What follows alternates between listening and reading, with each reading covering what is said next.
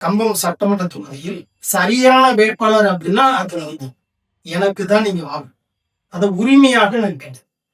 மிக தெளிவான முறையில் நான் வளர்ந்து வந்துட்டேன். இந்த தேர்தலில் பக்குவப்பட்டிருக்கு. அரசியல் ஆய்வு என்னால செய்ய முடியும். பொதுமக்களுக்கு என்ன தேவைன்னு என்னால சொல்லணும். அதை என்னால செய்யவும் முடியும்.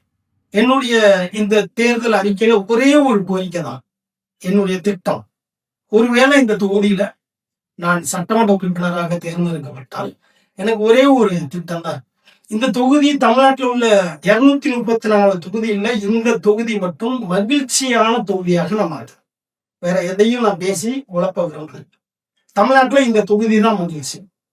அப்ப மகிழ்ச்சியா இருக்கணும் அப்படின்னா ரோடு போட்டா, தள்ளி கொண்டு வந்தா, கண்ணகி கோயிலுக்கு பாதம் போட்டுட்டா, திராட்சை தோட்டத்துக்கு எல்லாமே குளிர் சாதன கிடங்கு கொண்டு வந்துட்டா எல்லாத்துக்கும் சந்தோஷமா இருக்கும்னா அப்படி கிடையாது.